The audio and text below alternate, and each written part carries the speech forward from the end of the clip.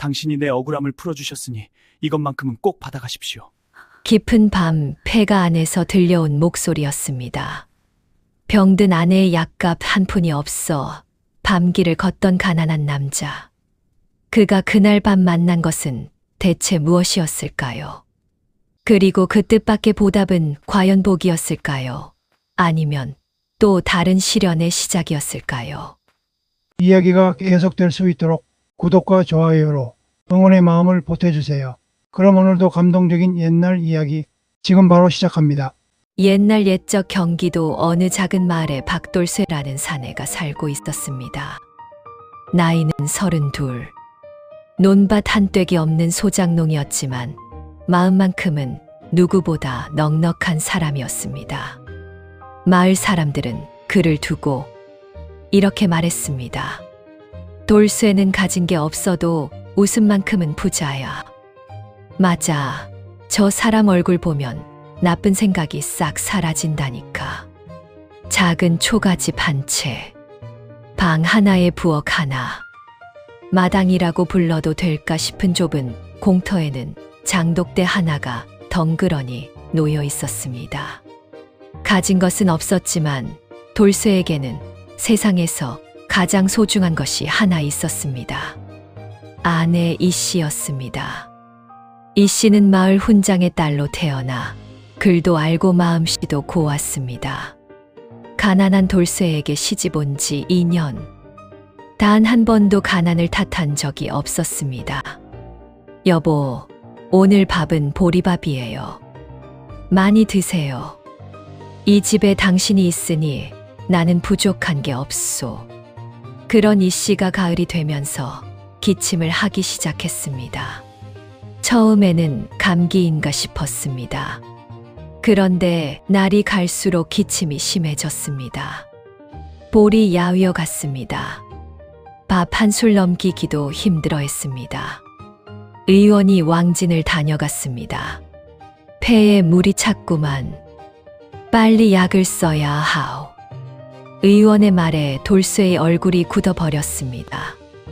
약값이 문제였습니다. 그날 저녁이었습니다. 돌쇠는 마을 어귀에 홀로 앉아 한숨을 쉬고 있었습니다. 주머니를 뒤져봤자 엽전 2닙. 약값의 100분의 1도 안 되는 돈이었습니다. 그때 마을에서 가장 나이 많은 덕순 노파가 지나가다 돌쇠를 보았습니다. 덕순 노파는 70이 넘은 나이에도 허리가 꼿꼿하고 눈빛이 또렷한 분이었습니다. 마을 사람들은 그 노파가 귀신도 알아본다고 했습니다. 마을에서 생긴 일은 무엇이든 그 노파의 귀를 거쳐 간다고도 했습니다. 돌쇠야, 왜 거기 앉아 있느냐? 마누라 약값이 없어서요, 할머니. 돌쇠가 풀이 죽어 대답했습니다. 노파는 잠시 돌쇠를 바라보더니 그 옆에 천천히 앉았습니다. 돌쇠야, 내 한마디 해도 되겠냐? 예, 말씀하세요. 노파가 먼 하늘을 바라보며 천천히 입을 열었습니다. 이 세상에 원한이 맺힌 곳에는 반드시 이유가 있는 법이야. 예, 두려운 것을 만났을 때 말이다. 무섭다고 도망치는 것보다 왜 그것이 거기에 있는지 먼저 들어봐야 하는 법이야. 돌쇠는 노파의 말이 무슨 뜻인지 잘 몰랐습니다. 약값 걱정하는 사람한테 왜 갑자기 원한 이야기를 하는지도 몰랐습니다. 예, 그렇겠지요. 돌쇠는 대충 대답했습니다. 노파가 부드럽게 웃었습니다. 고생이 많다, 돌쇠야. 그래도 내 마음이 따뜻하니 하늘이 알아볼 것이야. 노파는 그 말을 남기고 천천히 자리를 떴습니다. 돌쇠는 그 말을 흘려들었습니다. 그저 위로의 말이겠거니 했습니다. 하지만 그날 밤 돌쇠가 마주칠 일을 생각하면 노파의 말은 단순한 위로가 아니었습니다. 그것은 예언이었습니다. 돌쇠가 사는 마을 이름은 솔매마을이었습니다. 소나무가 많은 산 아래 자리 잡은 작은 마을. 20집 남짓한 초가집들이 옹기종기 모여 있었습니다. 봄이 되면 마을 뒷산에 진달래가 피고 여름이면 논에 개구리 소리가 끊이지 않는 곳이었습니다. 마을 어귀에는 수백 년 된 느티나무 한 그루가 서 있었습니다. 마을 사람들은 그 나무 아래서 더위를 피하고 이야기를 나누고 잔치를 벌이기도 했습니다. 겉으로 보면 평화로운 마을이었습니다. 그런데 그 평화 아래에는 보이지 않는 그늘이 깔려 있었습니다. 마을 사람들은 대부분 논밭을 빌려 농사를 지으며 살았습니다. 그 논밭의 주인이 바로 최만식 참봉이었습니다. 최 참봉은 마을에서 가장 큰 기와집에 살았습니다. 하인도 10명이 넘었습니다. 50간 넘은 나이였지만 눈빛이 날카롭고 입이 험했습니다. 살이 쪄서 목이 짧고 볼이 두툼했습니다. 걸을 때는 언제나 손을 뒤로 묶고 거드름을 피웠습니다. 내 고을에서 내 허락 없이 되는 일은 없어. 그것이 그 사람의 입버릇이었습니다. 마을 사람들은 모두 최참봉 눈치를 봤습니다. 소장료를 올리고 싶으면 언제든 올렸습니다. 마음에 안 드는 소작이는 이유도 없이 내쫓았습니다.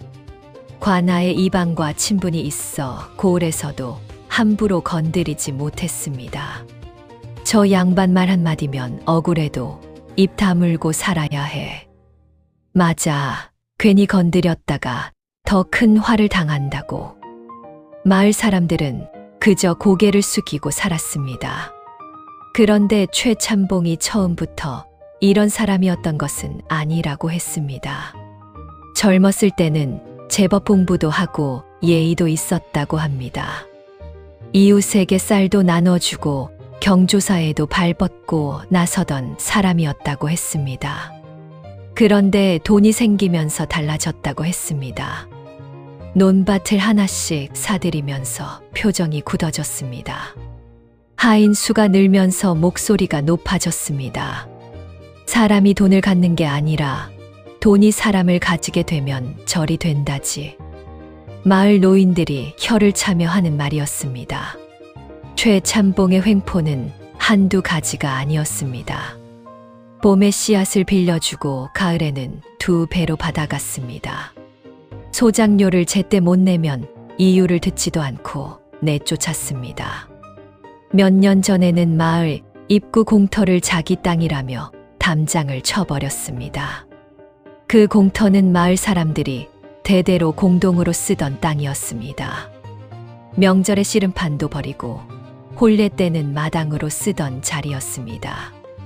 그런데 어느 날 담장이 생기더니 그 안에 최참봉 집 장독대가 늘어섰습니다. 마을 사람들이 항의하러 갔다가 관아, 이방이 함께 나타나는 바람에 모두 쫓겨났습니다.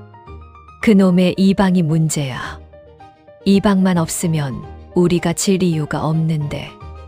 최참봉이 이방 먹을 것을 얼마나 주는지. 그 뒤로 아무도 감히 최참봉한테 맞서는 사람이 없었습니다. 돌쇠도 최참봉의 논새 마지기를 빌려 농사를 지었습니다. 봄에 씨를 뿌리고 여름 내내 김을 메고 가을에 추수를 해도 소장료 내고 나면 남는 것이 없었습니다. 그래도 돌쇠는 불평하지 않았습니다. 남들도 다 이렇게 사는데 어쩌겠소. 그러게요, 여보. 우리 건강하고 서로 있으니 됐지요. 아내 이 씨도 그렇게 말했습니다. 이 씨는 가난한 살림에서도 불평 한마디 없이 살았습니다. 이른 새벽에 일어나 밥을 지었습니다. 빨래를 손수했습니다. 텃밭에 고추며 상추며 심어 반찬을 마련했습니다. 이 씨의 손재주가 좋아 새벽에는 삭바느질을 해서 푼돈을 벌기도 했습니다. 여보, 이렇게라도 조금씩 모으면 언젠가는 우리 땅도 생기지 않겠어요? 그럼요. 꼭 그리 될 거요. 부부는 가난해도 그런 꿈을 꾸며 살았습니다. 그런데 가을 추수가 끝난 무렵이었습니다. 이 씨의 기침이 시작된 것이 그때였습니다. 처음에는 작은 기침이었습니다. 밥을 먹다가 기침을 했습니다. 잠을 자다가 기침을 했습니다. 한두 주가 지나자 기침이 갈라지기 시작했습니다. 얼굴이 하얗게 떴습니다. 밥상을 받아도 숟가락을 들기 힘들어 했습니다. 여보, 의원을 불러야겠소. 괜찮아요. 금방 나을 거예요. 이 씨는 걱정하지 말라 했지만 돌쇠의 눈에는 아내가 날로 쇠해가는 것이 보였습니다. 결국 마을에서 사흘 거리에 있는 의원을 불렀습니다. 왕진비부터가 부담이었지만 아내가 더 중요했습니다. 의원은 이 씨의 맥을 짚고 혀를 찬 다음 돌쇠를 따로 불렀습니다. 이보시오, 사내 양반. 예, 말씀하세요. 댁의 부인 폐의 한기가 깊이 들었소이다. 심각한가요? 의원이 한동안 말이 없었습니다. 그것이 더 무섭게 느껴졌습니다. 빨리 약을 써야 하오. 시간이 없소. 의원이 약 이름을 적어 주었습니다. 돌쇠가 그 값을 물었을 때 다리에 힘이 풀렸습니다. 석냥이었습니다. 돌쇠가 가진 돈은 엽전 2닙. 석냥이라면 소장농 한 달치 품삯도 넘는 돈이었습니다. 의원을 보내고 돌쇠는 방으로 들어갔습니다. 이 씨가 눈을 반쯤 뜨고 누워 있었습니다. 야윈 얼굴에 눈만 살아있는 것 같았습니다. 여보, 얼마예요? 이 씨가 낮게 물었습니다. 돌쇠는 웃으며 손을 잡았습니다. 얼마 안 해요. 금방 구할 수 있소. 걱정 마시오. 거짓말이었습니다. 금방 구할 수 있는 돈이 아니었습니다. 돌쇠는 다음 날부터 돈을 빌리러 다녔습니다. 친척집 문을 두드렸습니다. 미안하다 돌쇠야. 우리도 형편이 어렵다. 미리 말을 했더라면 모르겠는데 지금 당장은 없어. 다음에 꼭 갚겠습니다. 제발 좀 도와주십시오. 나중에 봐라. 그 나중이 언제인지 아무도 몰랐습니다. 이웃집 문을 두드렸습니다. 돌쇠, 나도 없어. 우리 아이들도 먹을 게 없다고. 그렇군요. 죄송합니다. 마을 이장집 문도 두드렸습니다. 이장 영감은 수염을 쓰다듬으며 말했습니다. 이복의 돌쇠, 나라고 안 돕고 싶겠나. 그런데 내도 올해 소장료가 올라서 쪼들리다네. 미안하이.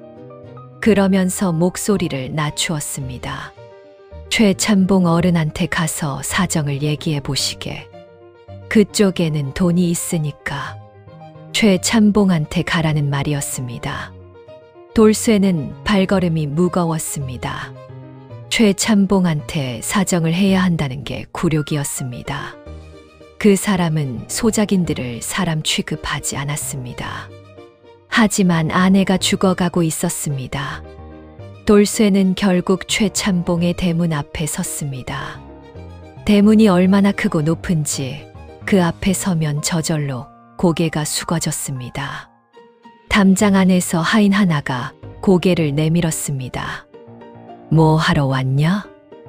참봉 어른을 뵈러 왔습니다. 참봉 어른이 소장농들을 아무 때나 만나주는 분인 줄 아나? 돌쇠가 고개를 숙였습니다. 아내가 폐병이 들었습니다. 급한 사정이 있어 찾아뵙습니다. 하인이 들어갔다가 한참 뒤에 나왔습니다. 들어오래. 최참봉은 마루에 앉아 담뱃대를 물고 있었습니다. 웬 놈이냐? 소인은 참봉 어른의 논을 빌려 사는 박돌쇠요입니다. 아, 너 뭐 하러 왔냐? 돌쇠는 머리를 조아렸습니다. 다름이 아니오라 소인의 아내가 폐병이 들어 약값이 시급합니다. 성냥만 꿔주시면 내년 소장료에 보태서 갚겠습니다. 최참봉이 냉소를 지었습니다. 하, 석냥, 소장료도 제때 못 내는 놈이 무슨 배짱으로 돈을 빌리러 왔나? 사람이 죽어가고 있사옵니다. 제발, 내 알바 아니야. 마누라 하나 못 건사하면서 소작을 무슨. 참봉 어른, 제발. 이 집 앞에서 행패를 부리려고 이놈을 당장 내쫓아라. 하인 둘이 달려와 돌쇠를 끌어냈습니다. 대문 밖으로 내동댕이 쳐진 돌쇠는 멍하니 흘바닥에 앉아 있었습니다. 손바닥이 쓸려 피가 났습니다. 바지 무릎에 흙이 잔뜩 묻었습니다. 지나가던 마을 사람 하나가 그 모습을 봤습니다. 못 본 척하고 고개를 돌렸습니다. 하지만 아픈 것은 손바닥이 아니었습니다. 아내의 얼굴이 눈앞에 아른거렸습니다. 집으로 돌아온 돌쇠를 맞이한 것은 이웃 안악의 다급한 목소리였습니다. 돌쇠 씨, 어서 들어가 봐요. 이씨 형수님이. 돌쇠가 방문을 벌컥 열었습니다. 이씨가 이불을 붙잡고 숨을 몰아쉬고 있었습니다. 입가에 실핏줄 같은 붉은 기가 보였습니다. 여보, 당신이 왔어요? 이씨의 목소리가 실처럼 가늘었습니다. 의원이 뭐라 했어요? 괜찮소. 다 괜찮아요. 돌쇠가 손을 꼭 잡았지만 이씨의 손이 싸늘했습니다. 이웃 안악이 돌쇠를 방 밖으로 살짝 불러냈습니다. 돌쇠 씨, 오늘 낮에 이씨 형수님이 피를 토했어요. 피를요? 예. 혼자 있다가 그랬나 봐요. 제가 뒤늦게 알아서. 이웃 안악의 눈시울이 붉어졌습니다. 돌쇠의 얼굴이 하얗게 질렸습니다. 더 이상 기다릴 시간이 없었습니다. 오늘 밤 안에 약값을 구하지 못하면 아내가 위험했습니다. 의원이 다녀가면서 남긴 말이 귓속에 울렸습니다. 이틀을 넘기면 안 돼요. 이틀. 지금이 그 이틀째 밤이었습니다. 돌쇠는 주먹을 꽉 쥐었습니다. 이를 악물었습니다. 방법은 하나밖에 없었습니다. 마을에서 서쪽으로 2시간 거리에 장터가 있었습니다. 그 장터에 가면 돈을 꿔주는 전당포가 있다고 했습니다. 가진 것을 맡기면 돈을 꿔준다는 곳. 돌쇠에게 맡길 것이 있었습니다. 아버지가 물려준 낡은 녹그릇 한 세트. 집안에서 가장 값나가는 물건이었습니다. 명절 때나 꺼내는 그릇. 아버지의 아버지 때부터 내려온 것이라 했습니다. 팔고 싶지 않았습니다. 하지만 지금은 아내가 먼저였습니다. 여보, 나 잠깐 나갔다 올게요. 이 밤에 어디려? 금방 와요. 걱정 마소. 이씨가 잡으려는 손을 살짝 피해 돌쇠는 녹그릇을 보자기에 싸들고 집을 나섰습니다. 밤이었습니다. 10월 보름 전이라 달이 반쪽만 떠 있었습니다. 하늘에는 별이 총총했지만 길은 어두웠습니다. 마을을 벗어나자 길이 금방 어두워졌습니다. 소나무 숲이 길 양쪽으로 우거져 있었습니다. 달빛도 나뭇가지 사이로 겨우 들어왔습니다. 솔매 마을에서 장터까지 가는 길에는 2가지 길이 있었습니다. 하나는 넓은 관도, 돌아가지만 안전한 길이었습니다. 걸으면 3시간이 넘었습니다. 하나는 뒷산을 가로지르는 지름길. 시간을 1시간은 아낄 수 있었습니다. 하지만 밤에는 거의 아무도 가지 않는 길이었습니다. 돌쇠는 잠시 망설였습니다. 지름길 쪽으로는 아무도 밤에 잘 가지 않았습니다. 마을 사람들 사이에 떠도는 말이 있었기 때문입니다.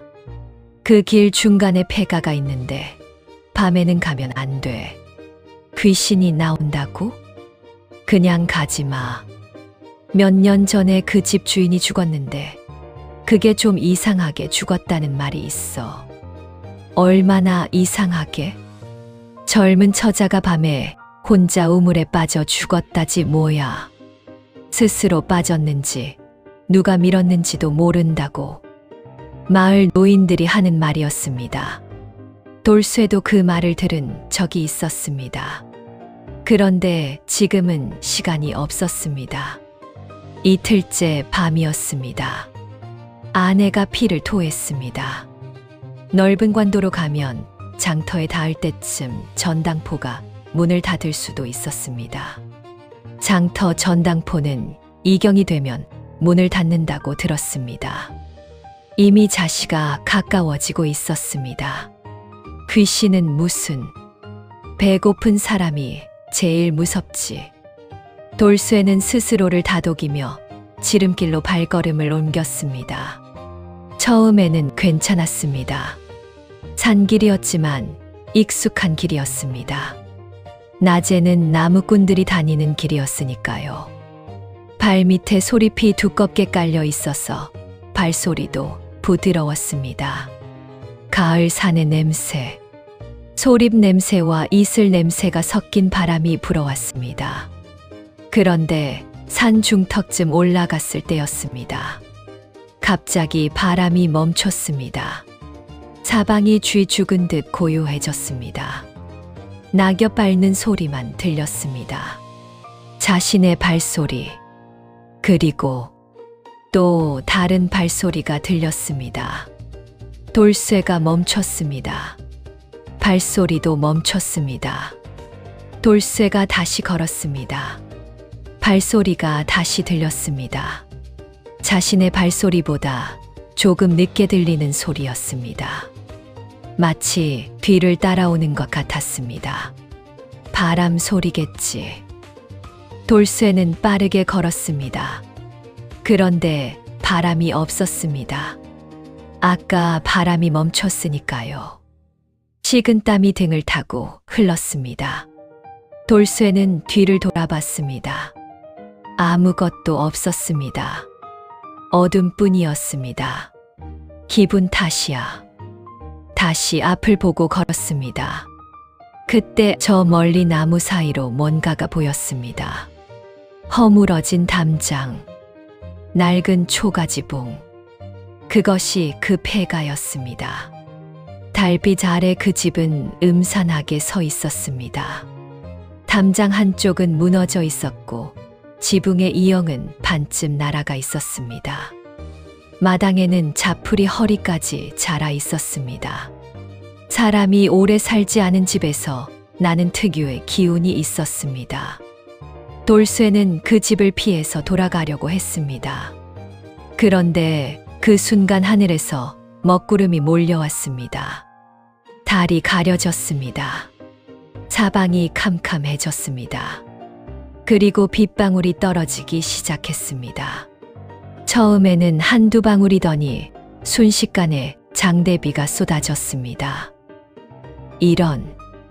돌쇠는 보자기를 껴안고 처마 밑을 찾았습니다. 주변의 비를 피할 곳은 그 폐가뿐이었습니다. 돌쇠는 잠시 그 집 앞에서 멈칫했습니다. 비가 억수같이 쏟아졌습니다. 놋그릇이 비에 젖으면 안 됐습니다. 전당포에서 값을 받으려면 상태가 좋아야 했습니다. 딱 비 피할 때까지만. 돌쇠가 삐걱거리는 문을 밀고 들어갔습니다. 폐가 안은 어두웠습니다. 오랫동안 사람이 살지 않은 집 특유의 냄새가 났습니다. 퀴퀴하고 습한 냄새. 어딘가에서 물이 새는 소리가 들렸습니다. 마루 한쪽은 썩어 내려앉아 있었습니다. 벽에는 거미줄이 층층이 쳐 있었습니다. 돌쇠는 처마 가까이 쭈그리고 앉았습니다. 비만 그치면 바로 나간다. 빗소리가 새찼습니다. 한동안은 그렇게 앉아 있었습니다. 숨을 죽이고. 그런데 얼마나 지났을까요? 어딘가에서 소리가 났습니다. 나지막한 울음소리. 여자의 울음소리였습니다. 돌쇠는 소리가 나는 쪽을 바라봤습니다. 방 안에서 들려오는 것 같았습니다. 닫힌 방문 너머. 울음소리가 조용하면서도 깊었습니다. 처량했습니다. 돌쇠의 심장이 쿵쾅거렸습니다. 몸이 굳었습니다. 도망가야 했습니다. 당장 저 문을 박차고 뛰어나가야 했습니다. 그런데 발이 움직이지 않았습니다. 그 울음소리가 어딘가 익숙한 소리였기 때문입니다. 그것은 귀신의 울음이라기보다 억울한 사람의 울음이었습니다. 살면서 억울하게 참았던 적이 있는 사람이라면 알 수 있는 소리. 돌쇠도 그런 적이 있었습니다. 최참봉대문 앞에서 내동댕이 쳐졌을 때 혼자 주저앉아서 그렇게 울었습니다. 아무도 없는 곳에서. 그때 노파의 말이 불현듯 떠올랐습니다. 두려운 것을 만났을 때 무섭다고 도망치는 것보다 왜 그것이 거기에 있는지 먼저 들어봐야 하는 법이야. 돌쇠는 주먹을 쥐었습니다. 심장이 요동쳤습니다. 그래, 들어본다. 어떻게 됐다고 해도 들어는 봐야지. 돌쇠가 천천히 방문 쪽으로 다가갔습니다. 손이 떨렸습니다. 그래도 손을 뻗어 방문을 조심스럽게 열었습니다. 방 안에 여자가 있었습니다. 흰 저고리에 흰 치마를 입은 여자. 나이는 20살쯤 되었을까요? 얼굴이 창백했습니다. 달빛처럼 하였습니다. 머리카락은 풀어내려져 어깨를 덮고 있었습니다. 그 여자가 방 한쪽 구석에 무릎을 끌어안고 앉아 울고 있었습니다. 돌쇠가 문턱에 서서 굳어버렸습니다. 여자가 고개를 들었습니다. 눈이 마주쳤습니다. 돌쇠는 노그릇을 안은 채 그 자리에 꼼짝도 못했습니다. 여자의 눈에서 눈물이 흘렀습니다. 그런데 그 눈물이 맑고 투명했습니다. 어둠 속에서 빛나는 것 같았습니다. 여자가 말했습니다. 작고 떨리는 목소리로. 저 무섭지 않으세요? 대답했습니다. 무섭습니다. 여자가 눈물을 닦았습니다. 그런데 왜 도망가지 않으셨어요?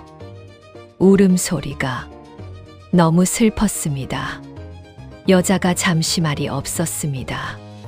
빗소리가 지붕을 두드렸습니다. 돌쇠가 조심스럽게 물었습니다. 혹시 여기 사셨던 분입니까? 여자가 고개를 끄덕였습니다. 제 이름은 옥녀입니다. 이 집에서 태어났고 이 집에서 죽었습니다. 돌쇠가 천천히 방 안으로 발을 들였습니다. 벽에 기대어 앉았습니다. 가능하면 여자와 거리를 두면서 어떻게 돌아가셨습니까? 옥녀가 긴 한숨을 내쉬었습니다. 그 한숨이 방 안을 맴도는 것 같았습니다. 억울하게 죽었습니다. 억울하게요? 예. 죽이고 싶지 않았는데, 살고 싶었는데. 옥녀의 눈에 다시 눈물이 고였습니다. 아버지가 돌아가신 뒤였습니다. 저 혼자 이 집에 남았을 때요. 옥녀가 이야기를 시작했습니다. 옥녀의 아버지는 장사꾼이었습니다. 젊었을 때 전국을 돌아다니며 장사를 해서 제법 재산을 모았습니다. 면포를 가져다가 장터에 내다 팔고 옹기를 도매로 사서 마을에 돌며 팔았다고 했습니다. 부지런하고 정직하게 장사를 해서 마을 사람들 사이에서 신뢰가 두터웠습니다.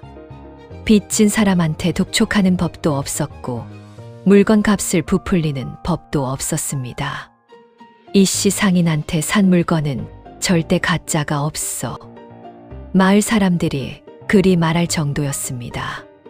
이 집과 마을 동쪽의 밭 5마지기가 그 재산이었습니다. 아버지는 딸 하나만 두고 세상을 떠났습니다. 그게 3년 전 일이었습니다.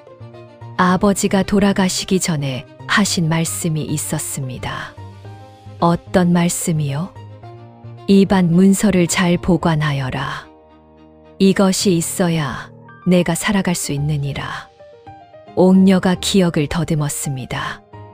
목소리가 조금 떨렸습니다. 아버지가 그 말씀을 하실 때 저는 왜 그런 말씀을 하시는지 몰랐습니다. 그냥 어른들이 하시는 말씀이려니 했습니다. 그런데 나중에 보니 아버지가 이미 뭔가를 알고 계셨던 것 같습니다. 최참봉이요. 아마도요.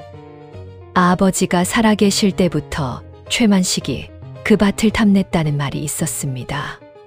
그런데 아버지가 살아계시는 동안은 함부로 건드리지 못했지요. 그래서 아버지가 돌아가시자마자, 그 다음 달에 바로 찾아왔습니다. 옥녀가 손가락으로 마루를 가만히 짚었습니다. 아무것도 줄 수 없는 손이었지만 그 동작이 애처로웠습니다. 그래서 아버지 말씀대로 문서를 따로 숨겨뒀습니다. 아버지가 돌아가시자마자 최만식 참봉이 찾아왔습니다. 옥녀야, 그동안 애썼다.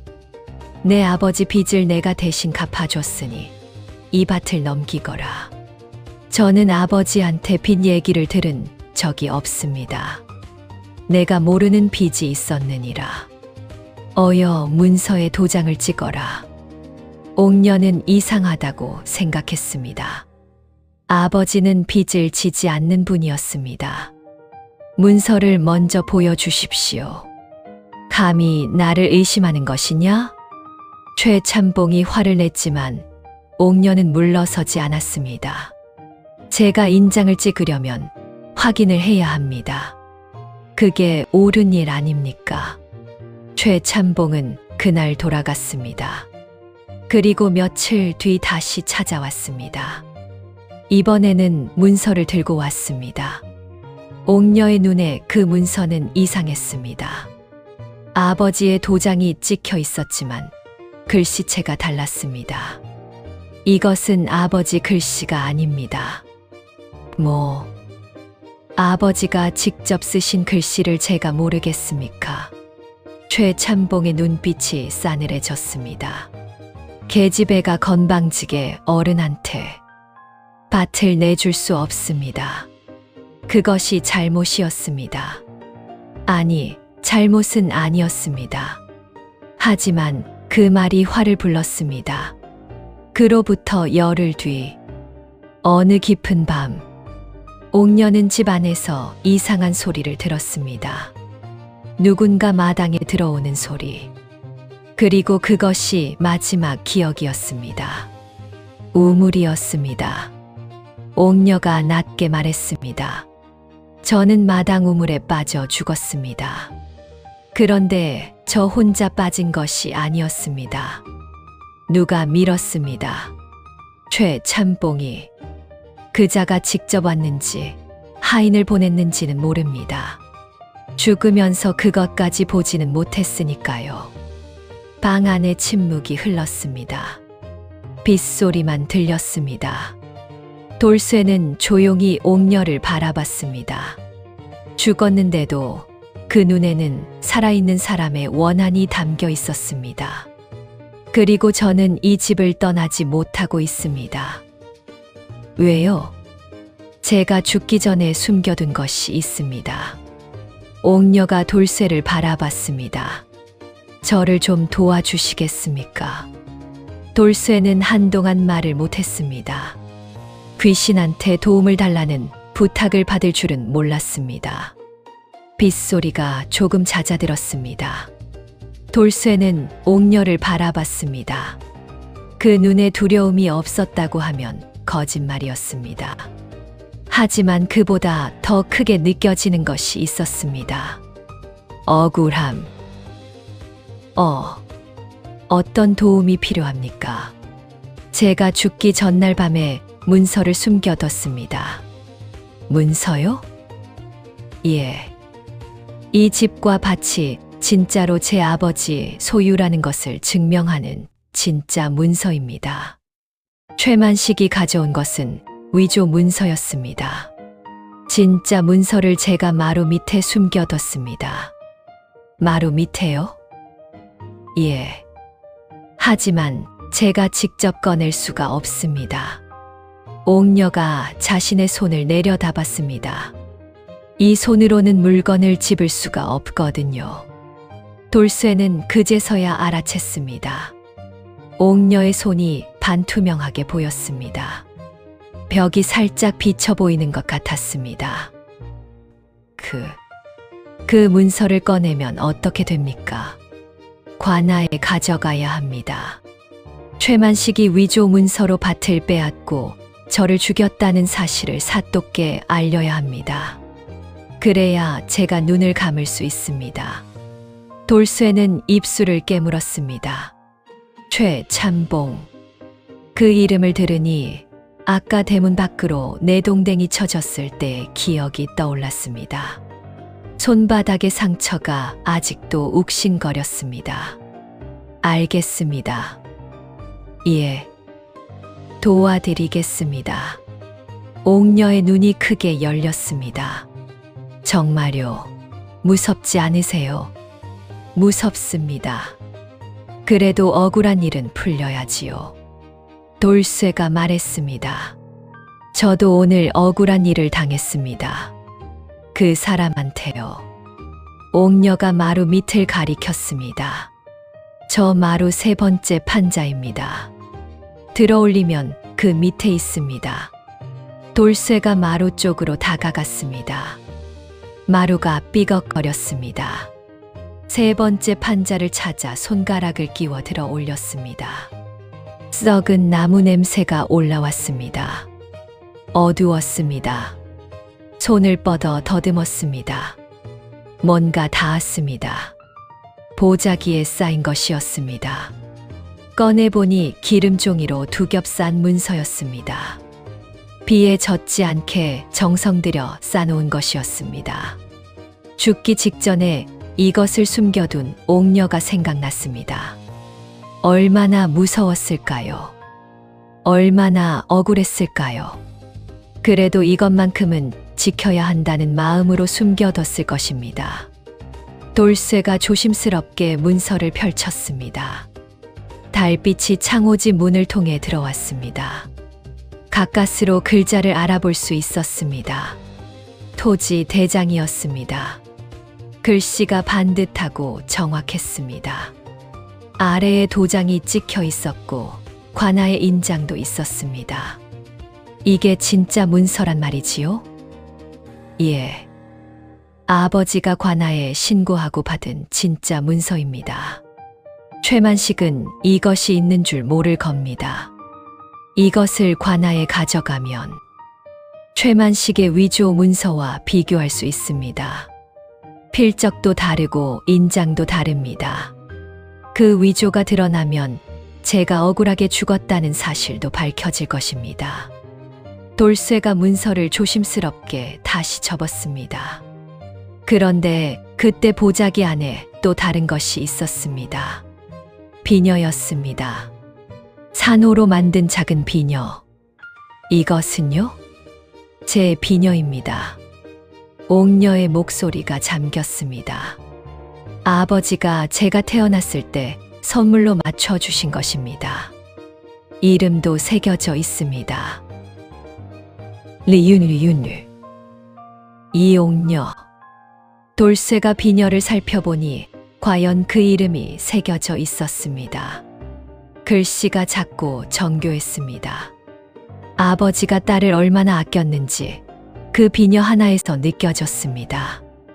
이것도 가져가 주세요. 예, 알겠습니다. 돌쇠는 문서와 비녀를 자신의 보자기에 넣었습니다. 놋그릇 옆에 조심스럽게 빗소리가 조금 잦아들고 있었습니다. 돌쇠가 옥녀를 바라봤습니다. 아까 제가 도움을 드리겠다고 했는데, 예, 저도 사실 오늘 밤 딱한 사정이 있어 나온 것입니다. 어떤 사정이요? 돌쇠가 아내의 이야기를 했습니다.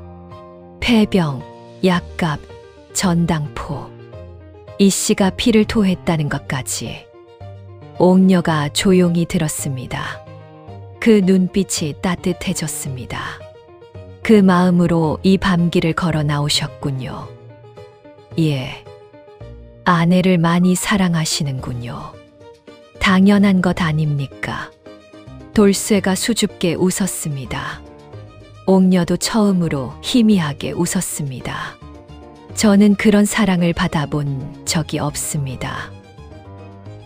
아버지가 돌아가신 뒤로 저를 진심으로 걱정해준 사람이 없었습니다.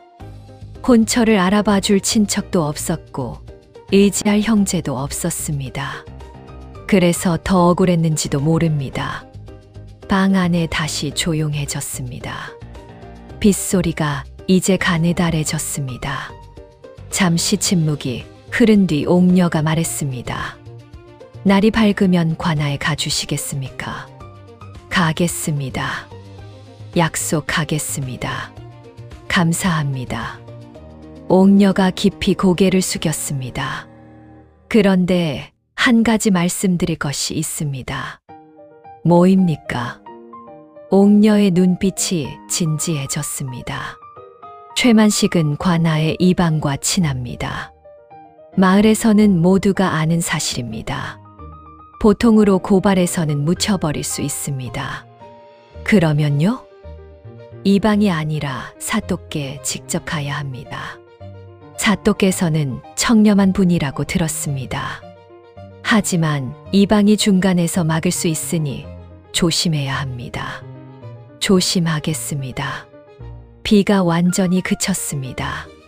하늘이 열리면서 별이 쏟아졌습니다. 옥녀가 방문 밖을 바라봤습니다. 이제 가실 수 있겠습니다. 예. 돌쇠가 보자기를 들고 일어섰습니다. 감사합니다. 옥녀가 조용히 말했습니다. 제 억울함을 들어주셔서요. 아닙니다. 억울한 일이니까요. 돌쇠가 문을 열려는데 옥녀가 다시 불렀습니다. 잠깐만요. 예. 문서를 꺼냈던 자리 좀 더 들여다봐 주세요. 돌쇠가 다시 마루 판자를 들었습니다. 더 깊이 손을 넣어 더듬어 보니 뭔가 또 있었습니다. 작은 주머니였습니다. 꺼내보니 묵직했습니다. 엽전입니다. 옥녀가 말했습니다. 아버지가 비상금으로 숨겨두신 것입니다. 세어보시면 꽤 될 것입니다. 이것은 제 것입니다. 그러나 저는 이제 쓸 일이 없습니다. 옥녀가 담담하게 말했습니다. 아내분 약값에 쓰세요. 돌쇠의 눈이 커졌습니다. 이것을 제가 받아도 됩니까? 저를 도와주시는 것이니 괜찮습니다. 돌쇠는 손이 떨렸습니다. 주머니를 열어 확인해 보니 엽전이 꽤 들어 있었습니다. 하나씩 세어보니 5냥이 넘었습니다. 성냥이면 약을 살 수 있었습니다. 나머지는 한동안 먹고 살 수 있는 돈이었습니다. 감사합니다. 정말로 목이 메었습니다. 눈물이 나오려는 것을 참았습니다. 남자가 이런 데서 울면 안 된다고 생각했습니다. 그런데 참을 수가 없었습니다. 한 방울이 볼을 타고 흘렀습니다. 우시는 거예요? 옥녀가 조용히 물었습니다. 아닙니다. 울어도 됩니다. 옥녀가 말했습니다. 제가 살아있을 때 아무도 제 걱정을 해주지 않았습니다. 지금 당신이 아내 걱정을 저처럼 하는 걸 보니까 저도 모르게 좋아서요. 좋다고요? 예. 이런 사람이 있다는 게요. 돌쇠가 소매로 눈물을 닦았습니다. 가세요. 옥녀가 부드럽게 말했습니다. 그리고 약속 꼭 지켜주세요. 반드시 지키겠습니다. 돌쇠가 패가 문을 나섰습니다. 뒤를 돌아봤습니다. 창호지 너머로 흰 그림자가 보였습니다. 가만히 서서 돌쇠를 바라보고 있는 것 같았습니다. 돌쇠는 전당포 대신 곧장 집으로 향했습니다. 날이 밝기 전에 집에 닿았습니다. 이 씨는 뒤척이며 자고 있었습니다. 아직 숨을 쉬고 있었습니다. 돌쇠는 안도의 한숨을 내쉬었습니다. 날이 밝자마자 약방으로 달려갔습니다. 엽전 주머니를 내밀었습니다. 이 씨 부인 약 다시 지어 주십시오. 아, 어제 그분이군요. 약값은요? 여기 있습니다. 오, 그럼 지금 바로 지어드리겠습니다. 약방 주인이 약재를 꺼냈습니다. 약재 냄새가 코에 스쳤습니다. 돌쇠는 그 냄새가 그렇게 좋을 수가 없었습니다. 살 수 있다는 냄새였습니다. 아내가 살 수 있다는 냄새였습니다. 약을 손에 쥐고 집으로 돌아오는 길에 돌쇠는 하늘을 봤습니다. 아침 햇살이 맑았습니다. 어젯밤 비가 씻어낸 하늘이었습니다. 잎이 빨갛게 물들기 시작한 단풍나무가 길가에 서 있었습니다. 그 아래를 지나오는데 바람이 한 번 불었습니다. 붉은 잎 하나가 돌쇠의 어깨에 떨어졌습니다. 가을 아침이었습니다. 어젯밤 일이 꿈인지 생시인지 분간이 안 될 만큼 맑은 아침이었습니다. 약을 다려 이 씨에게 먹였습니다. 이 씨가 약 냄새를 맡더니 눈을 떴습니다. 이게 약 냄새예요? 마시오. 많이 마시오. 약값은요? 어디서 났어요? 나중에 얘기해요. 지금은 마시오. 이 씨가 돌쇠의 손을 잡았습니다. 고마워요, 여보. 돌쇠는 눈물이 나려는 것을 참았습니다. 이 씨를 눕히고 나서 돌쇠는 결심했습니다. 약속은 약속이었습니다. 관아에 가야 했습니다. 그런데 막상 결심을 하고 나니 두려움이 밀려왔습니다. 최참봉이 얼마나 무서운 사람인지 알았습니다. 이방도 그 편이었습니다. 소장농 한 명이 그 둘을 상대로 이길 수 있을까요? 이길 수 없을 것 같았습니다. 그래도 가야 했습니다. 약속이었습니다. 마을에서 관아까지는 반나절 거리였습니다. 돌쇠는 이 씨를 이웃 안악에게 부탁하고 길을 나섰습니다. 문서와 비녀를 품에 꼭 안고 걸으면서 생각했습니다. 옥녀는 자신이 죽을 것을 알고 그 문서를 숨겼을까요? 아니면 그냥 혹시 몰라 숨겨둔 것이었을까요? 어느 쪽이든 그 판단이 옳았습니다. 그리고 그것이 이제 빛을 발할 차례였습니다. 관아 앞에 이르렀을 때였습니다. 문지기가 가로막았습니다. 어디서 왔느냐? 솔매 마을에서 왔습니다. 고할 것이 있어서요. 사또께서는 지금 공무 중이시다. 이방 나리께 먼저 말씀드려야 한다. 이방, 옥녀가 경고했던 그 이방이었습니다. 이방이 중간에서 막을 수 있으니 조심하라. 돌쇠는 잠시 생각했습니다. 알겠습니다. 그럼 이방 나리께 말씀드리겠습니다. 일단 들어가는 것이 먼저였습니다. 이방은 50대의 뚱뚱한 남자였습니다. 앉아서 문서를 들여다보는 척했지만 눈이 교활하게 반짝였습니다. 솔매 마을 거기는 최참봉 어른 터전인데 뭔 일이냐? 다름이 아니오라. 돌쇠가 이야기를 시작하려는데 이방이 손을 들었습니다. 잠깐, 최참봉 어른 관련 얘기냐? 예. 최참봉 어른은 이 고을 유지이시다. 함부로 이름을 입에 올리면 안 되느니라. 저는 억울한 일을 고하러 왔습니다. 억울하다고? 뭐가 억울해? 이방의 눈이 가늘어졌습니다. 이 고을 소장농이 감히 최참봉 어른을 고발하러 왔단 말이냐? 이방이 코웃음을 쳤습니다.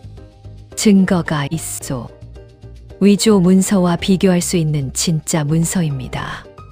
돌쇠가 문서를 꺼내려 하자 이방이 벌떡 일어났습니다. 잠깐, 그 문서 내게 먼저 보여라. 그 순간 돌쇠는 직감했습니다. 이 문서를 이방에게 보여주면 안 된다는 것을. 사또께 직접 보여드리겠습니다. 뭐, 이놈이 감히. 사또께 직접 알릴 권리가 백성에게 있지 않습니까? 이방의 얼굴이 붉어졌습니다. 이놈을 당장 내쫓아라. 포졸 둘이 달려왔습니다. 돌쇠는 문서를 품에 꼭 안고 버텼습니다. 사또, 사또, 소리쳤습니다. 억울한 백성이 있습니다. 사또께서 직접 들어주시옵소서.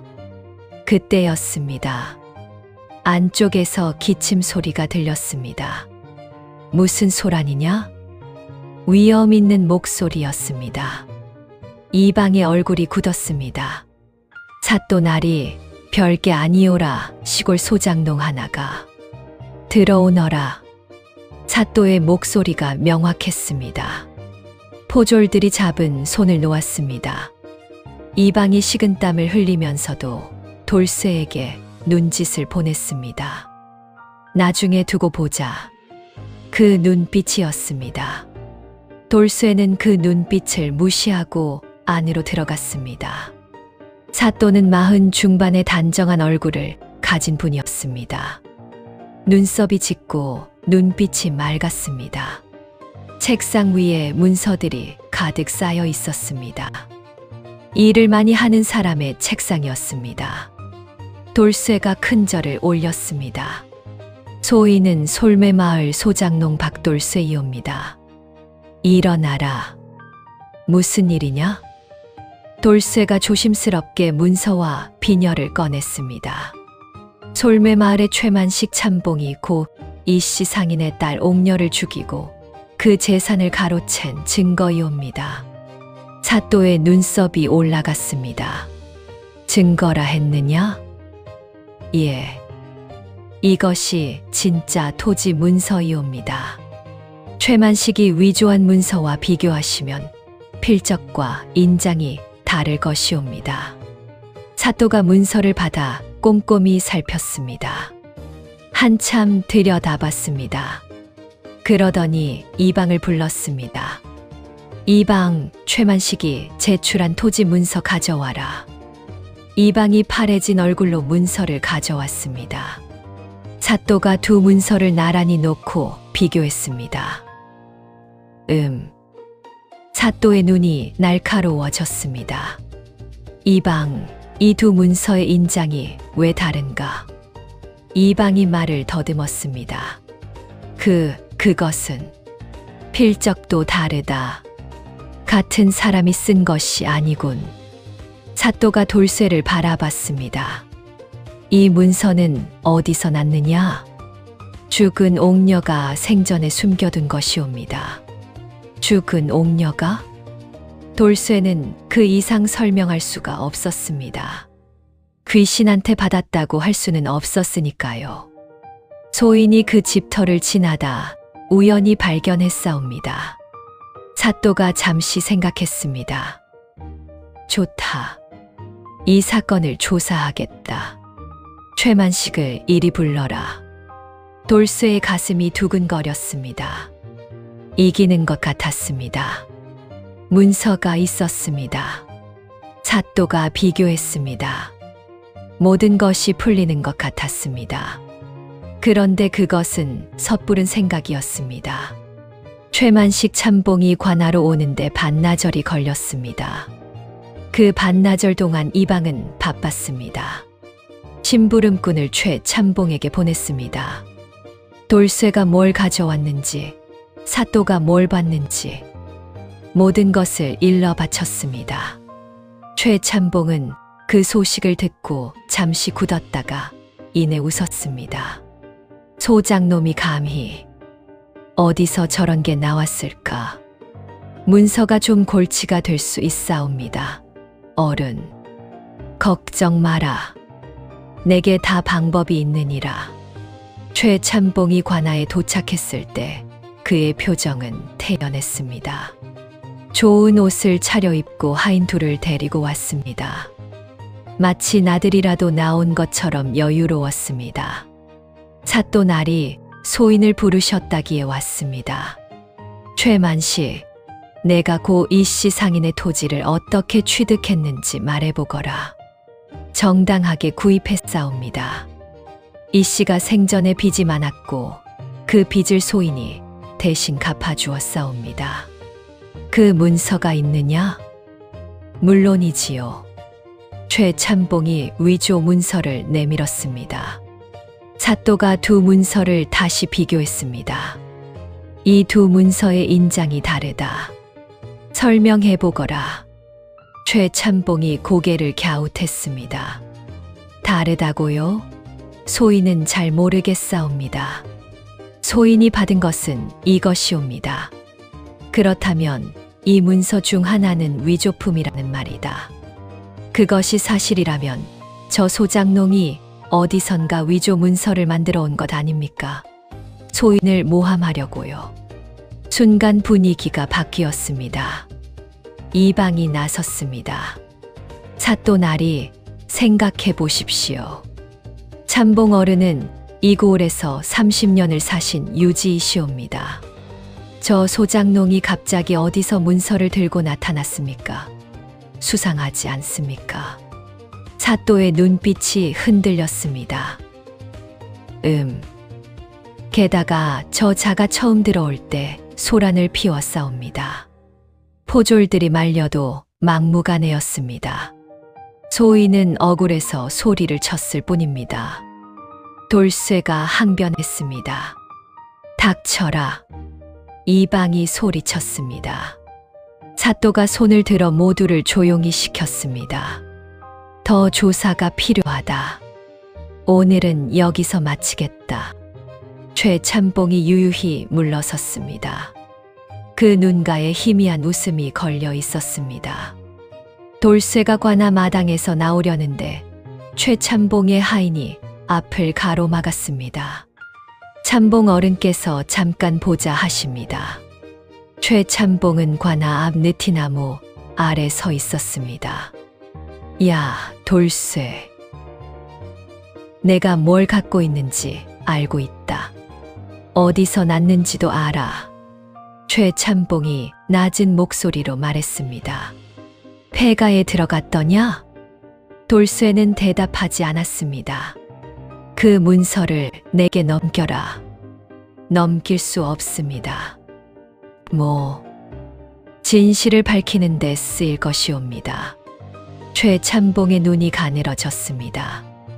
이놈이 내가 누군지 알고 그런 말을 하는 것이냐? 알고 있습니다.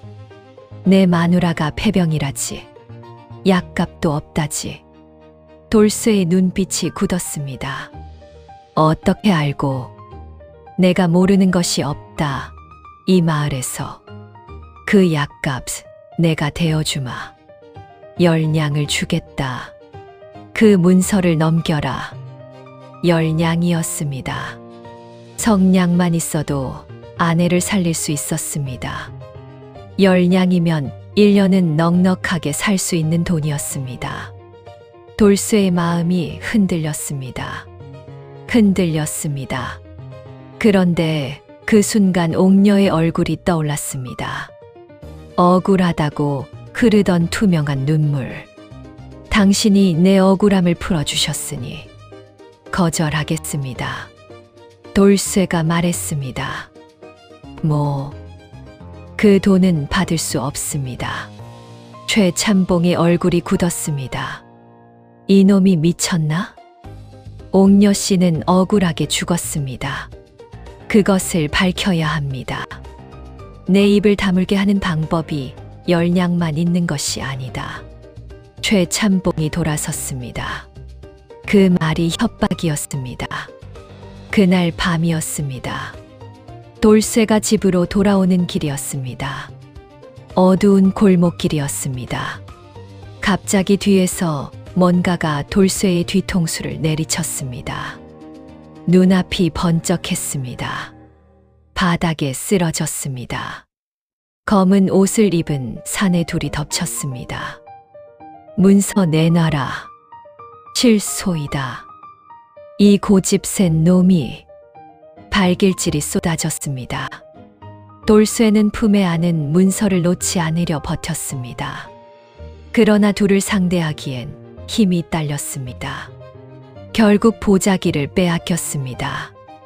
이놈 다시 관아에 나타나면 그때는 목숨도 없는 줄 알아라. 발소리가 멀어졌습니다. 돌쇠는 진을 위에 엎드린 채 헐떡였습니다. 문서가 없어졌습니다.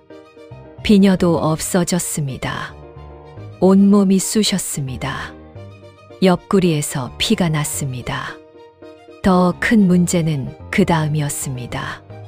다음 날 이방이 돌쇠를 관아로 불렀습니다. 박돌쇠, 내 어제 관아에서 소란을 피우고 최참봉 어른을 모함했다지. 모함이 아닙니다. 사실이옵니다. 증거가 있느냐? 문서가 어젯밤에 빼앗겼습니다. 하하하. 이방이 웃었습니다. 문서도 없이 양반 어른을 고발하겠다고. 이놈을 당장 잡아가둬라. 억울합니다. 사또 나리는 지금 안 계신다. 이 고을 유지를 모함하고 소란을 피운 죄로 태형 10대에 처하겠다. 포졸들이 달려들었습니다. 태형 10대였습니다. 등이 터졌습니다. 풀려난 뒤에도 제대로 걷지 못했습니다. 비틀거리며 겨우 마을로 돌아왔습니다. 아내 이씨가 돌쇠의 모습을 보고 소스라쳤습니다. 여보, 이게 무슨 일이에요? 괜찮긴요. 등이 피투성이인데. 걱정 마시오. 나는 괜찮소. 그런데 이씨가 흐느끼기 시작했습니다. 다 제 때문이에요. 제 약값 때문에 이런 일이. 아니요. 당신이 왜 이런 고생을 해야 해요? 그냥 그 사람들이 하자는 대로 하지. 그건 안 돼요. 돌쇠가 이씨의 손을 잡았습니다. 아직 싸늘했지만 약을 먹어서인지 어제보다는 온기가 있었습니다. 억울하게 죽은 사람이 있소. 내가 약속을 했소. 그 약속은 지켜야 하오. 하지만 이씨, 나는 당신한테 부끄러운 남편이 되고 싶지 않소. 이씨가 고개를 떨구었습니다. 마을에 소문이 퍼졌습니다. 돌쇠가 관아에서 태형을 맞았대. 최참봉 어른을 건드리다가 혼났다네. 쯧쯧, 겁도 없이. 괜히 나섰다가 태형이나 맞고. 마누라는 병든데. 마을 사람들이 수군댔습니다. 아무도 돌쇠 편이 없었습니다. 최참봉은 그 소식을 듣고 흡족해했습니다. 이번 소장료는 이 동네 전체에서 2배로 거더라. 예. 왜? 못하겠냐? 아, 알겠습니다. 하인이 고개를 숙였습니다. 그리고 돌쇠 그놈 밭은 다음 달부터 내보내라. 소작 계약 취소다. 예, 어른. 최참봉은 자신이 이겼다고 생각했습니다. 문서는 빼앗았습니다. 돌쇠는 매를 맞았습니다. 소작도 뺏었습니다. 이방도 자기 편이었습니다. 더 이상 문제가 없었습니다. 그렇게 생각했습니다. 소작 취소 통보는 사흘 뒤에 왔습니다. 하인이 쪽지 하나를 내밀고 갔습니다. 다음 달부터 논에 들어오지 말라는 내용이었습니다. 돌쇠는 그 쪽지를 오래 바라봤습니다. 그 논 새맞이기가 없으면 당장 먹을 것이 없었습니다. 안에 약값도 썼습니다. 비상금도 없었습니다. 마을 사람 누구도 이제 돌쇠를 돕지 않을 것이었습니다. 최참봉 눈밖에 난 사람과 어울렸다가는 자신들도 피해를 받기 때문이었습니다. 사방이 막혀 있었습니다. 그날 밤 돌쇠는 혼자 마루에 앉았습니다. 등에 상처가 욱신거렸습니다. 방 안에서 이 씨의 기침 소리가 들렸습니다. 문서는 빼앗겼습니다. 비녀도 없어졌습니다. 증거가 하나도 없었습니다. 이 방도 최참봉 편이었습니다. 관아에 가도 소용없었습니다. 마을 사람들도 고개를 돌렸습니다. 돌쇠는 처음으로 생각했습니다. 내가 틀렸나? 처음부터 관여하지 말았어야 했나? 그냥 최참봉 돈 받고 문서를 넘겼으면 열량을 받았을 텐데, 소작도 안 뺏겼을 텐데, 아내한테도 이런 걱정을 끼치지 않았을 텐데. 그런데 그 생각을 하는 순간 가슴이 쓰렸습니다. 옥녀의 얼굴이 떠올랐습니다. 억울하다고 흘리던 투명한 눈물. 저를 좀 도와주시겠습니까? 약속이었습니다. 그 약속은 어디 갔나? 그리고 또 하나. 돌쇠는 생각했습니다. 옥녀는 죽으면서도 문서를 숨겼습니다. 죽음이 눈앞에 와도 포기하지 않은 사람이었습니다. 그런데 자신은 몇몇 때에 포기하려 하고 있었습니다. 그것이 더 부끄러웠습니다. 돌쇠는 주먹으로 마루를 쳤습니다. 아팠습니다. 하지만 멈추지 않았습니다. 돌쇠야. 뒤에서 목소리가 들렸습니다. 덕순 노파였습니다. 어느새 마당에 들어와 서 있었습니다. 할머니, 등이 많이 다쳤다지. 약을 좀 발라주러 왔다. 노파가 조용히 돌쇠 옆에 앉았습니다. 천천히 등에 약을 발라주면서 물었습니다. 포기할 것이냐? 포기하는 게 맞는 것 같기도 하오. 돌쇠가 힘없이 말했습니다. 증거도 없고 이방도 적이고 마을 사람들도 다 외면하고. 노파가 잠시 말이 없었습니다. 그러다가 입을 열었습니다. 돌쇠야, 길이 없어 보일 때 그것이 진짜 막힌 건지, 아직 못 본 길이 있는 건지 어떻게 아느냐? 원한이 맺힌 곳에는 반드시 이유가 있는 법이라고 했다. 그것은 반대로도 말이 된다. 반대요? 진실이 있는 곳에는 반드시 증거가 남아있는 법이지. 노파가 돌아간 뒤였습니다. 돌쇠는 혼자 마루에 앉아 생각했습니다. 진실이 있는 곳에는 반드시 증거가 남아있는 법. 그 말이 맴돌았습니다. 문서는 빼앗겼습니다. 그런데 문서가 전부였을까요? 옥녀가 죽었습니다. 우물에 빠져서. 그것이 자살이라고 알려졌습니다. 그런데 자살이 아니었습니다. 누군가 밀었습니다. 그 사실을 아는 사람이 있을까요? 어두운 밤에 몰래 온 사람들. 마을에서 누군가는 봤을 수 있었습니다. 그리고 또 옥녀가 최참봉에게 위조 문서라고 따졌습니다. 그 자리에 있었던 사람이 있을까요? 그리고 옥녀가 숨겨둔 것이 하나 더 있지 않았을까요? 마루 밑에 문서와 비녀가 있었습니다. 그러나 옥녀는 문서를 꺼낸 자리 더 깊이 손을 넣어보라고 했습니다.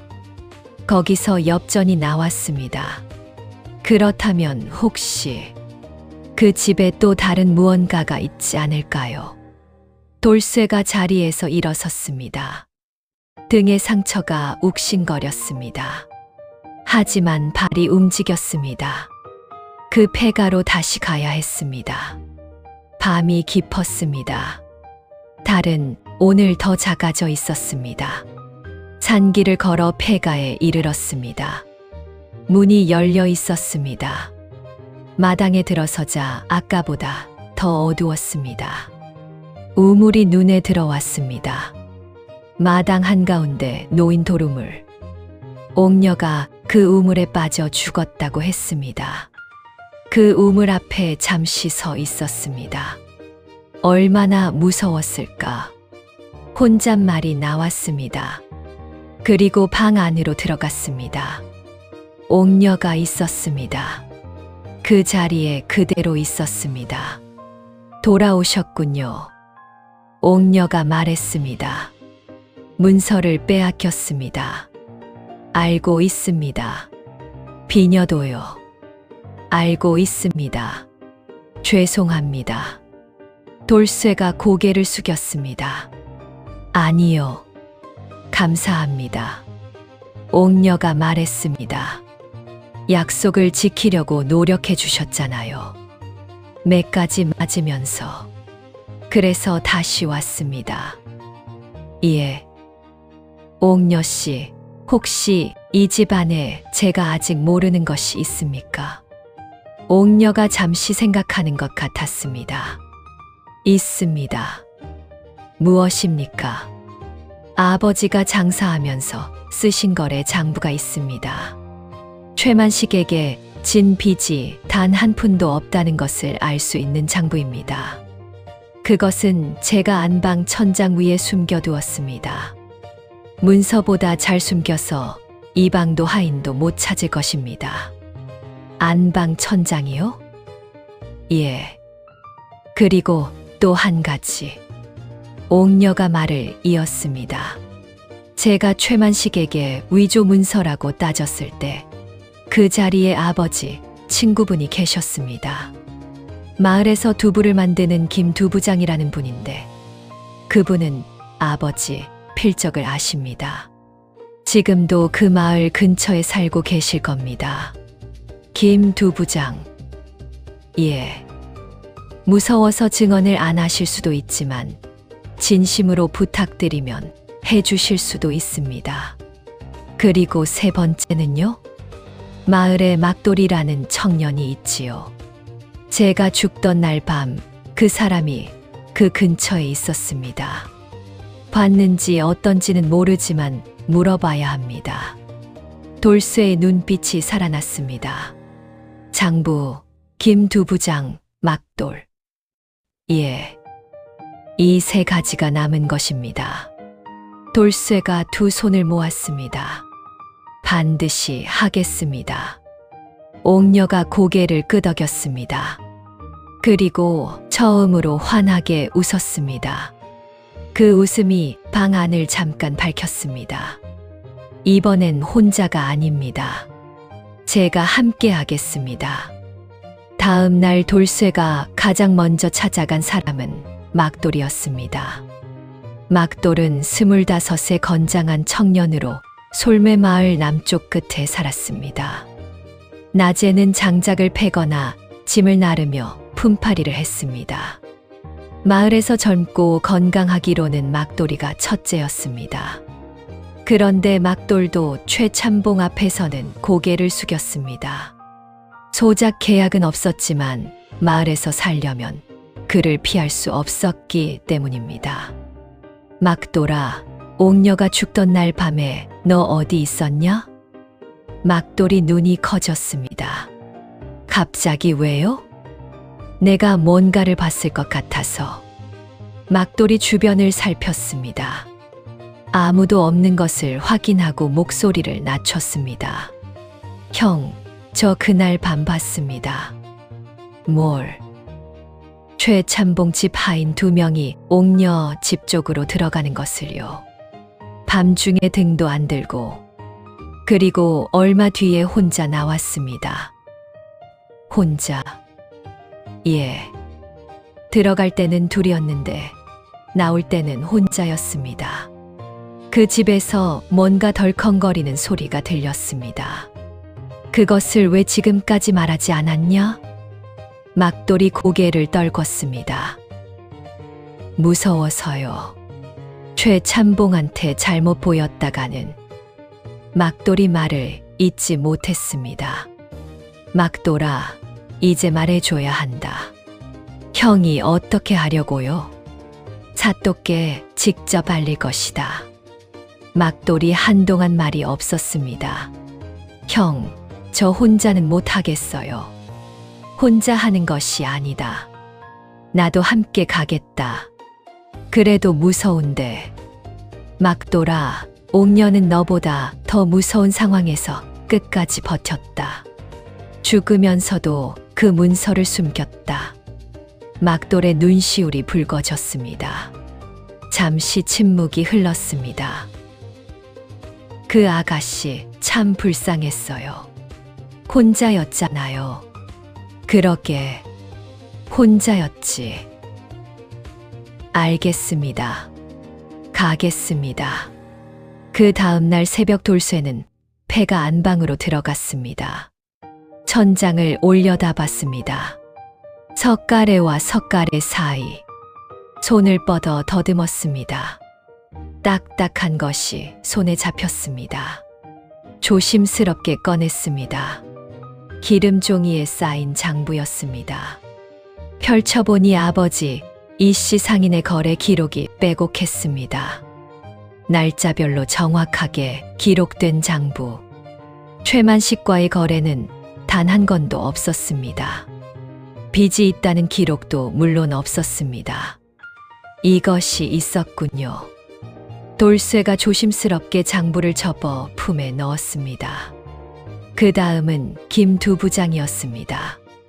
돌쇠가 장을 넘어 두 마을 건너편의 두부방을 찾아갔습니다. 김 두부장은 60이 넘은 노인이었습니다. 흰 수염이 덥수룩하게 나 있었습니다. 새벽부터 두부를 만들어 팔아온 사람이라 손이 굵고 투박했습니다. 박 소장농이라 했지. 뭐 하러 왔나?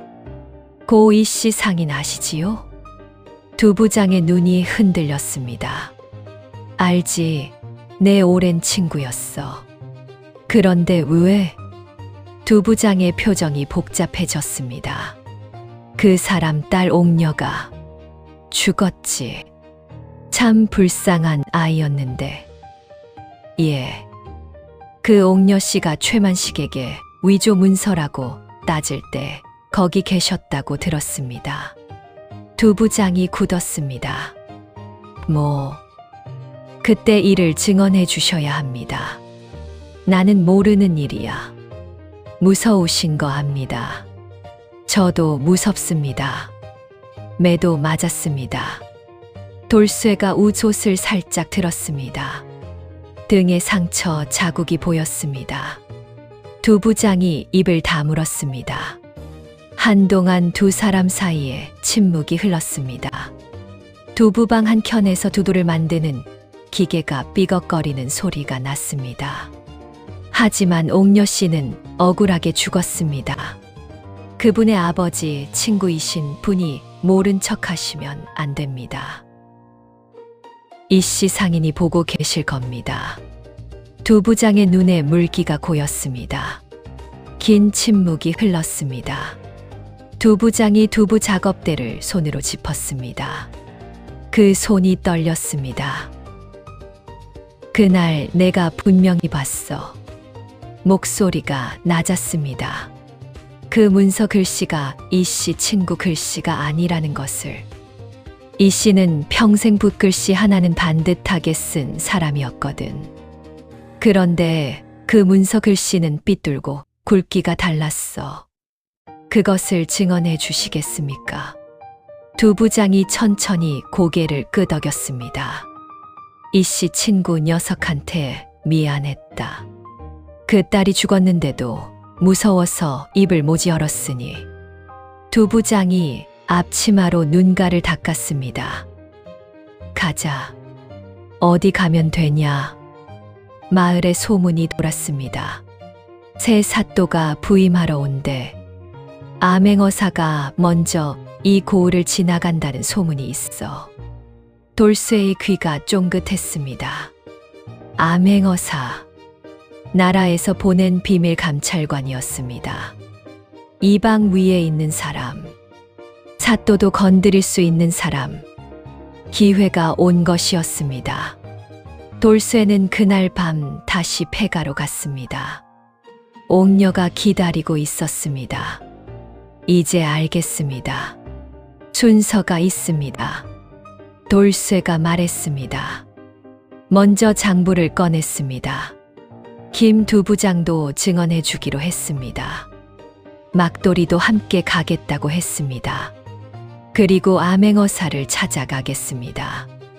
옥녀가 조용히 고개를 끄덕였습니다. 이번에는 이길 수 있습니다.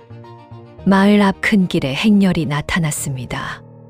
깃발을 든 하인들이 앞서고 가마가 뒤따르는 행렬. 마을 사람들이 나와 구경했습니다. 저게 뭐요? 어사또 행차라는데. 어사또, 암행어사. 돌쇠는 이미 그 앞에 나가 있었습니다. 막돌이가 옆에 섰습니다. 김 두 부장도 뒤에 섰습니다. 행렬이 멈추자 가마에서 사람이 내렸습니다. 젊은 얼굴이었습니다. 30 초반이었지만 눈빛이 서리빨 같았습니다. 무슨 일이냐? 어사가 물었습니다. 돌쇠가 무릎을 꿇었습니다. 그리고 품에서 장부를 꺼냈습니다. 억울한 사연이 있사옵니다. 들어주시겠습니까? 어사또는 그 자리에서 조사를 시작했습니다. 관할을 임시 심판 장소로 삼았습니다. 포졸들이 마을 사방에 깔렸습니다. 마을 사람들이 웅성거렸습니다. 뭔 일이래? 암행어사가 최참봉을 잡으러 왔다는데. 설마 최참봉 어른을? 그러게. 저 소장농이 끝까지 포기를 안 했네. 최만식 참봉을 불러들였습니다. 이방도 불러들였습니다. 증인 막돌이와 김 두 부장도 불려왔습니다. 최참봉이 관아 마당에 들어섰을 때였습니다. 그 얼굴에 여전히 여유가 있었습니다. 어사또 날이 소인이 무슨 죄가 있다고 이런 대우를 받아야 합니까? 소인은 이 고을 유지입니다. 앉아라. 어사가 짧게 말했습니다. 최참봉이 앉았습니다.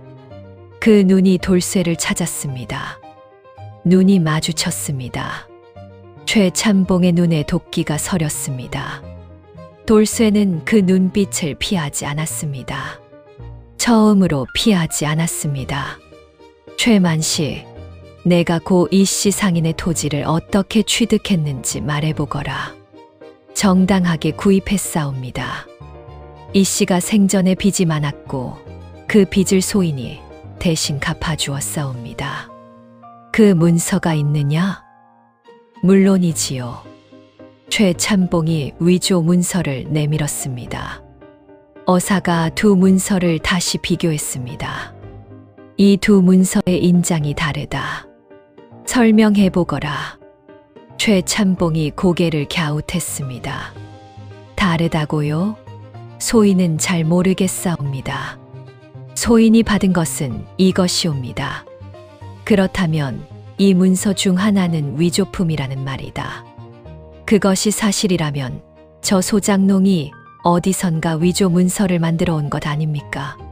소인을 모함하려고요. 순간 분위기가 바뀌었습니다. 이방이 나섰습니다. 사또 날이 생각해 보십시오.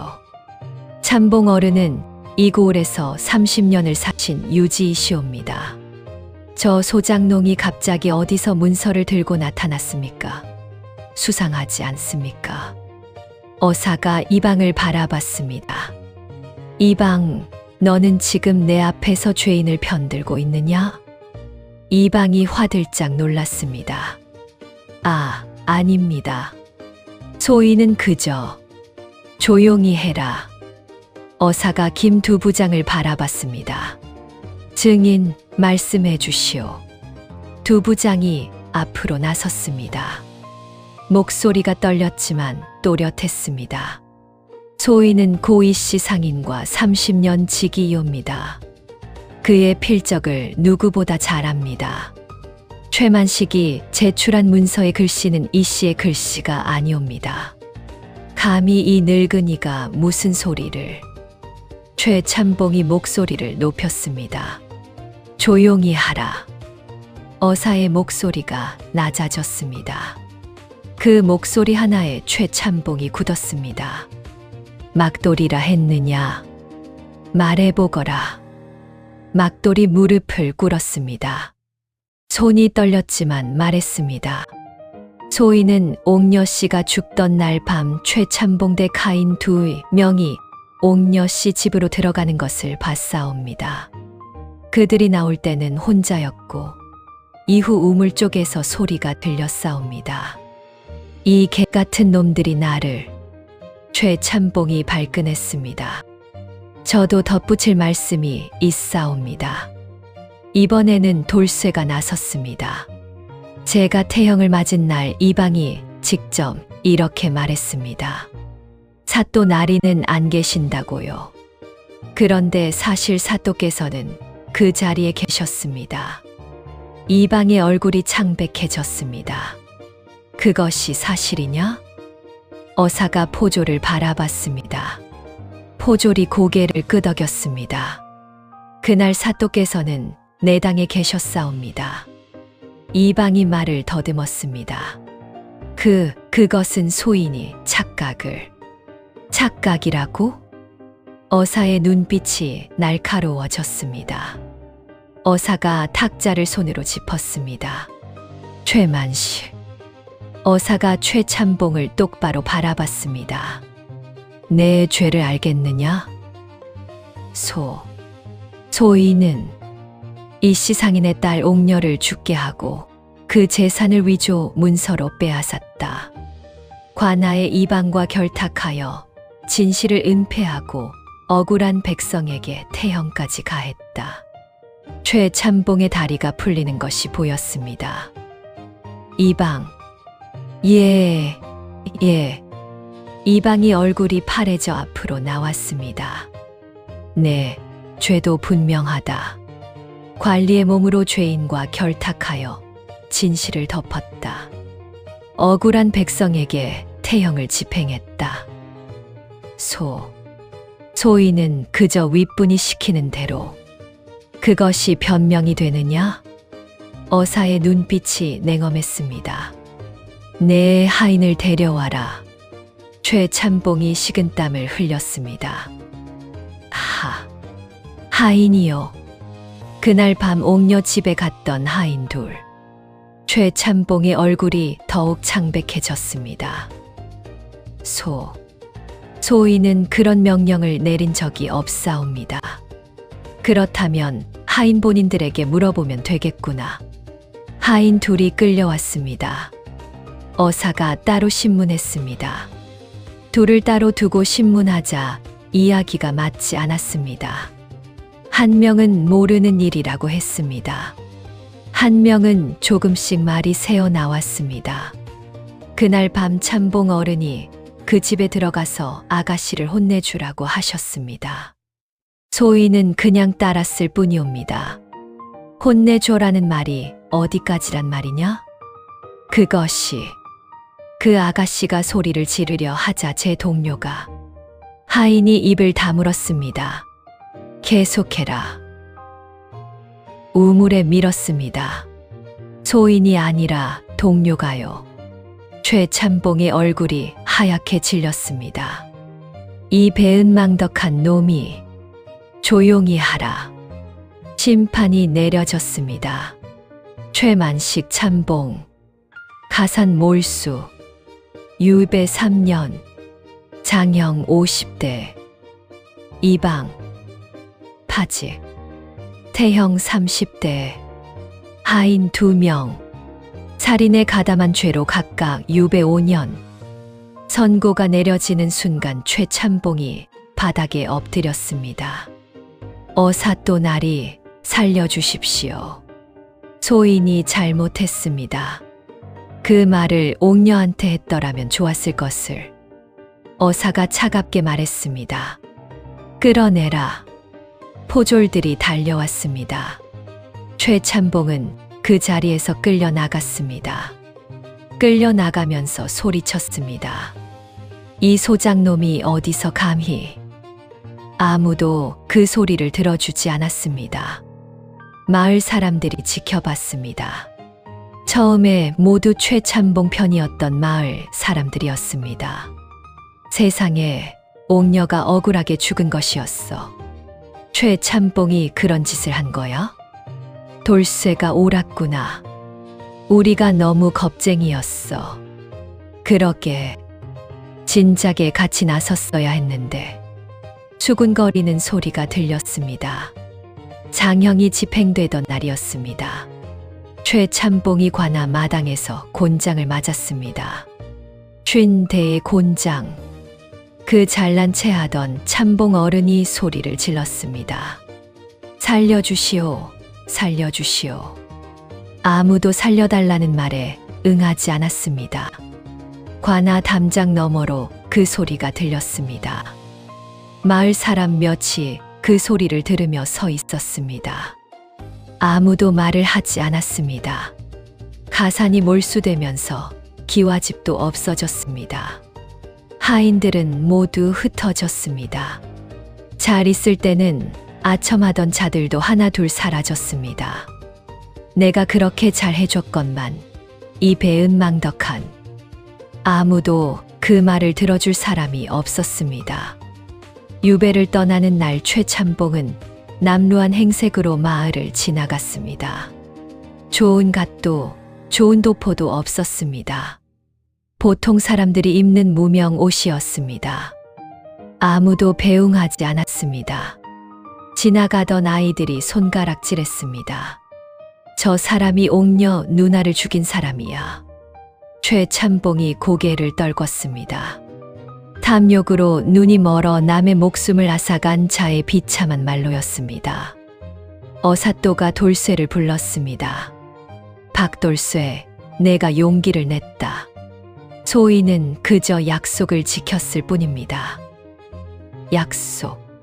돌쇠는 잠시 망설였습니다. 억울한 분이 계셨습니다. 그분이 도와달라 했습니다. 어사가 잠시 돌쇠를 바라봤습니다. 그 억울한 분은 이제 눈을 감으셨겠구나.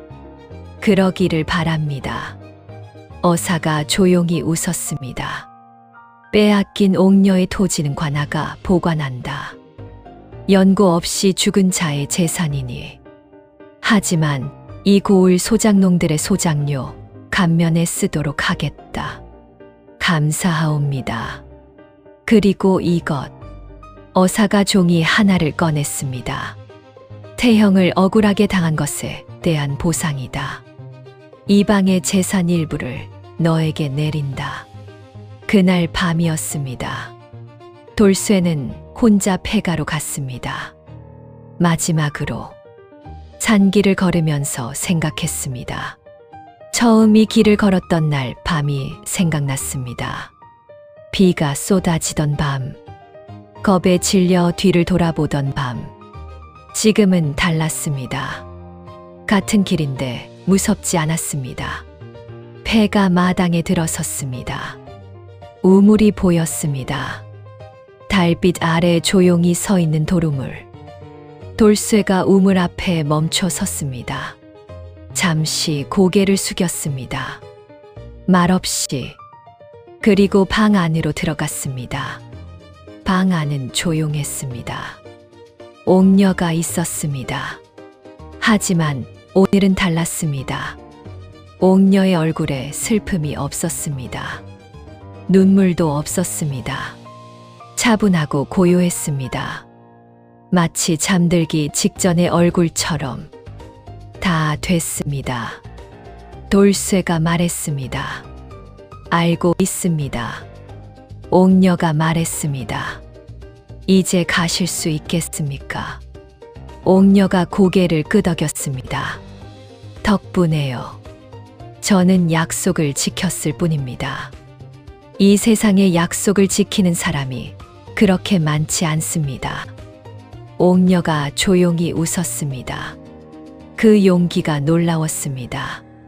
저는 그냥 무서웠습니다. 무서워도 하는 것이 용기입니다. 옥녀가 말했습니다. 아내분이 빨리 나으시길 바랍니다. 감사합니다. 이 집은 곧 없어질 것입니다. 허물어질 것입니다. 예. 그러면 저도 갈 수 있습니다. 돌쇠가 고개를 끄덕였습니다. 방 안에 바람이 없는데도 옥녀의 머리카락이 가볍게 흔들렸습니다. 그리고 서서히 옥녀의 모습이 엷어지기 시작했습니다. 달빛처럼 맑던 얼굴이 점점 투명해졌습니다. 감사했습니다. 마지막으로 그 말이 들렸습니다. 그리고 옥녀는 사라졌습니다. 방 안이 조용해졌습니다. 달빛만 창호지를 통해 들어왔습니다. 돌쇠는 한동안 그 자리에 서 있었습니다. 아무것도 없는 방 안을. 하지만 뭔가가 남은 것 같은 느낌이었습니다. 따뜻한 것. 억울함이 풀린 자리에 남은 것. 돌쇠는 급해가 문을 나서며 뒤를 돌아보지 않았습니다. 그럴 필요가 없었습니다. 이제 옥녀는 거기 없을 것이었습니다. 세월이 흘렀습니다. 이 씨는 그 겨울을 넘겼습니다. 봄이 되면서 기침이 줄었습니다. 여름이 지나면서 볼에 살이 올랐습니다. 가을이 오자바치를 돕겠다고 나섰습니다. 아직 안 됩니다. 쉬시오. 이제 다 나았다고요. 조금만 더. 어머, 참 답답해라. 이 씨가 웃으며 핀잔을 줬습니다. 그 웃음이 얼마나 반가웠는지 몰랐습니다. 지난 겨울 내내 야위고 창백했던 이 씨가 이제 다시 웃고 있었습니다. 부부가 마당에 앉아 웃는 날이 왔습니다. 솔매 마을은 달라졌습니다. 최참봉의 소장료가 사라지자 마을에 여유가 생겼습니다. 이제는 추수를 하고 나서 조금씩 남는 것이 생겼습니다. 봄에 아이들 옷도 새로 사 입힐 수 있었습니다. 새 관리가 부임하여 공정하게 일을 처리했습니다. 이 방이 바뀌니까 살 것 같네. 그러게. 이래야 사람 사는 것 같지. 마을 사람들이 비로소 한숨을 돌렸습니다. 돌쇠는 소장농 대신 작은 논밭을 살 수 있었습니다. 어사또가 내린 보상금으로 산 것이었습니다. 그리 크지 않은 밭이었지만 자기 것이었습니다. 자기 씨앗을 뿌리고 자기 손으로 거두는 땅. 가을 추수 때 돌쇠는 이 씨와 함께 밭 한가운데 앉아 하늘을 봤습니다. 하늘이 높고 맑았습니다. 벼 이삭이 황금빛으로 고개를 숙이고 있었습니다. 여보, 그때 약값은 어디서 났어요? 진짜로. 이 씨가 물었습니다. 돌쇠가 웃었습니다. 나중에 얘기해 줄게요. 또 나중이요. 벌써 1년이 지났는데 조금만 더 있으면 얘기해 줄게요. 이 씨가 돌쇠의 어깨를 가볍게 쳤습니다. 참 이상한 사람이야. 그리고 하늘을 올려다봤습니다. 어딘가에서 옥녀가 보고 있을 것 같았습니다. 그 억울했던 눈이 이제는 편안히 감겼기를 바라면서. 이 이야기는 여기서 끝납니다. 두렵고 어두운 밤길을 걷다 만난 억울한 원혼. 보통 사람이라면 도망쳤을 것입니다. 실제로 그 폐가 근처를 지나치던 사람들은 모두 도망쳤을 것입니다. 그런데 돌쇠는 도망치지 않았습니다. 왜냐면 그 울음소리가 너무 슬펐기 때문입니다. 무섭다는 것을 알면서도 문을 열었습니다. 들어봤습니다. 억울함이 있는 곳에는 반드시 이유가 있습니다. 두려움보다 먼저 그 이유를 들을 줄 아는 마음.